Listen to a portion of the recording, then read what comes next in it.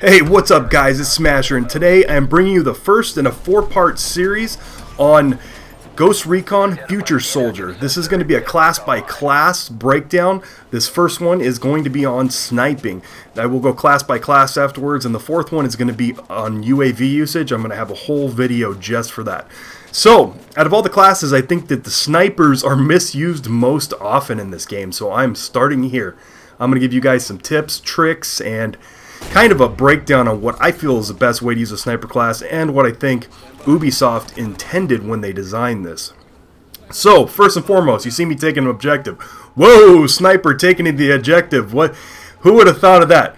PTFO, guys. You're a sniper, you can go invisible. Look at this guy, this random dude next to me just protecting me. Now that is an excellent teammate.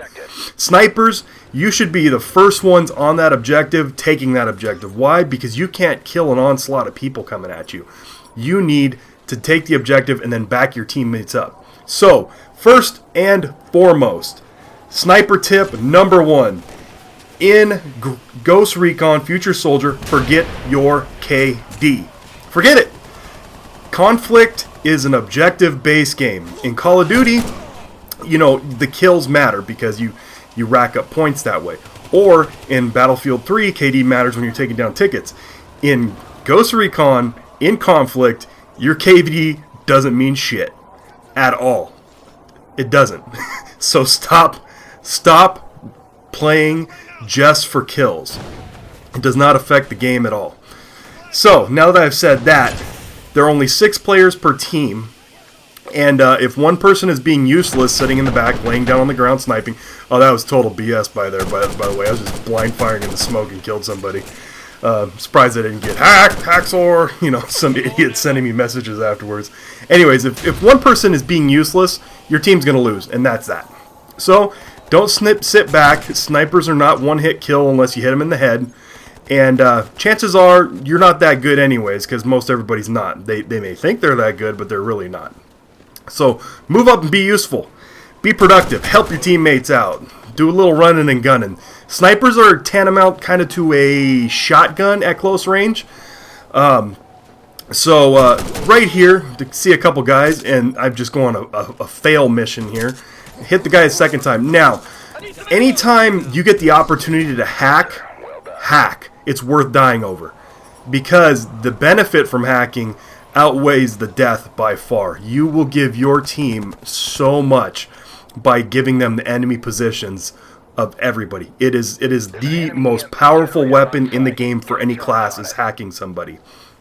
So when you get the opportunity to do it, look around, do the best you can, and go for it. So, as you can see here, I am definitely playing very aggressively with the sniper rifle. I should have probably aimed in and shot that dude. I don't know how he took so many bullets, but whatever. Trying to get that objective. Now, in Ghost Recon, you really need to, and this goes for all classes. One of my teammates was hacking a individual there, so I protected him again, because this is such a powerful tool for your team. Anyways, you have to push up past the objectives, and it's almost to the point where you have to spawn camp the other team in order to take objectives, because the placement of the objectives is really right outside their spawn. Where I'm looking right now, that's their spawn. Directly behind that truck, that's where their team's going to show up. So realistically, in order to take this objective like we're doing right now, we are spawn camping. So, you know, just accept it and move on. It's not dirty, it's part of the game, and it is what it is. So, what can you do as a sniper? What's your primary role? What's the smartest thing to do? 1, push up and help your team get the objective. Don't sit in back. Once your team has the objective, push back. And you know, we're gonna get to a part here in a minute where, yeah, I shouldn't have even been shooting at the guy. I should have retreated. There's me breaking my own rule. Anyways, I sped this part up here because this is some grade A camping. Got my Pup 10 out. Gonna get some s'mores going on a fire. You know, a lot of people discount camping in most games, and I agree, you know, for the most part. I am the last person you will find camping. In Ghost Recon, it is part of the game. So, you know, accept that you need to take cover and defend your objective. Now, what I like to do is as you can see here, I'll look to my right here in a second. That objective is within my line of sight. Now, since it's there, I'm providing a secondary spot for my team to spawn on. So I'm being a good teammate. You play behind the assault and the engineer classes. You have to have more you have more distance on your rifle, so use it. Let those guys be the front line. You sit back, protect the objectives, be a good spawn point, pick off stragglers. That is the role of the sniper class, you know, after you're defending, in my opinion. So if you see what's going on here, my team is in front. I've got engineers throwing out sensors. They're lighting up the enemies. I'm picking off whatever stragglers they don't get, and I have clear line of sight on the objective the entire time, which is important because, again, ultimately, this is an objective-based game, and you want to protect that at all costs. So, next, be sneaky. As you can see here, staying cloaked, the UAV can't pick you up, and, you know, I don't know if it's called cloaked or camouflage or whatever. I'm going to call it cloaked. Be sneaky. Sneak around as a... As use your camouflage to your advantage, hit up corners, hide behind cover, and swoop up on people when they're not looking. It's the best possible way that you can do things. And be mobile. As a sniper, again, first person to the objectives, be moving around a lot when you're trying to get objectives, and then sit static and hold those objectives once you get there. And you know what? And you'll see at the end of this map, it can be very advantageous to your score. Even as a sniper, if you play this way, you're going to get big points. You are going to get major points. You're going to be on the top of the scoreboard, and you're going to have a decent KD anyways if you're very, very worried about that. So, next thing I want to talk about is using your EMPs and your flashbangs. Now, the EMP is just about as good as a flashbang in my opinion. The flashbang is brutal, man. If you throw that on somebody, you know it completely whites them out, and then that's that. It's gonna be it.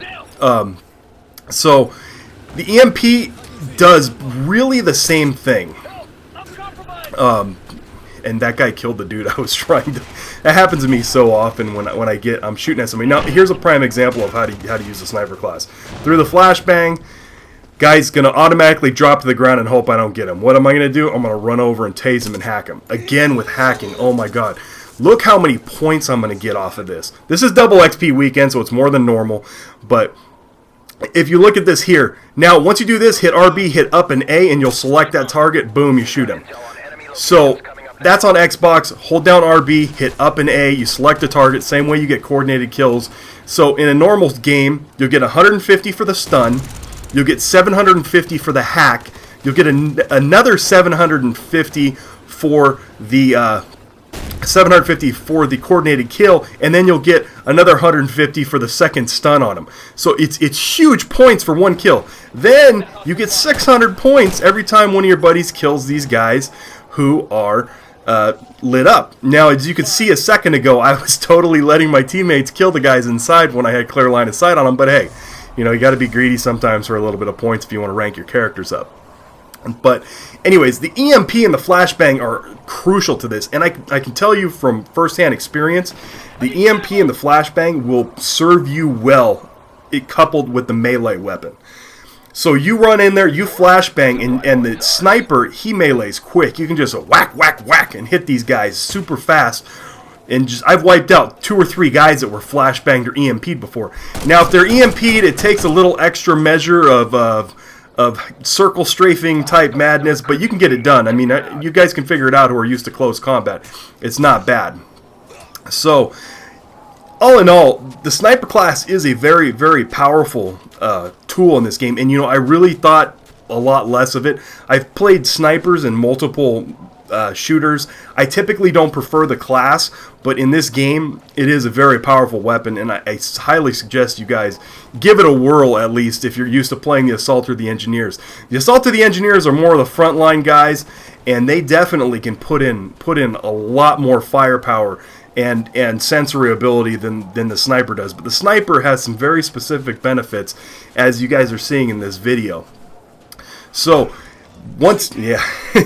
hello.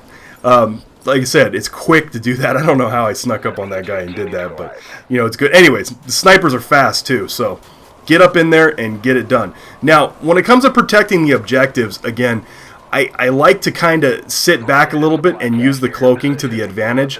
On Sandstorm, it's particularly brutal. The snipers can be, because you get the sandstorms blowing through, coupled with the cloak, you are almost invisible.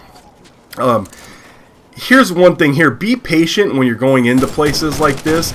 Don't just run up there and arm the objective right away. Typically when the objective goes out, there's a bunch of people standing around hucking grenades into it. Someone else had jumped on it already, and you'll see he's going to get gunned down. Now the smart thing to do is not jump on it right away and try and arm it, but to sit back and identify where he got killed from, in which case the only place they could kill him from is up top. So spam a few sniper rounds up there and you're good to go. But again, this is tactical camping. I know I'm spinning it or whatever. I'm not the greatest sniper, so you're going to see me getting some ugly misses here, but you know, it is what it is. This class is a lot of fun, and with the capability it has at short range, being able to actually use the thing like a shotgun, I think it can be appealing to a lot of people who don't normally use a class like this. It does kick like a mule, but when you hip fire it, but it is definitely effective.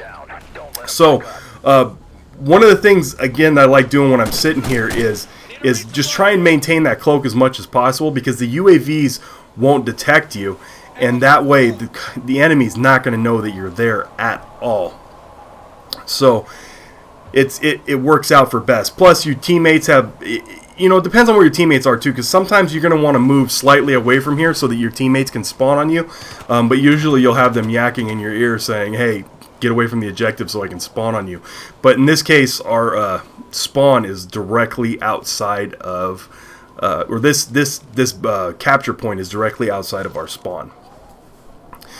So I would definitely like to get some feedback from you guys and see how you like these, and see if the tips help you out. This is a fun game. If you haven't picked up Ghost Recon yet, it's a blast. I think you should try it. So I took out my one-man army on this one, which was just basically get all of the classes up to level 10. Anyways, thanks for watching, guys, and don't forget to subscribe.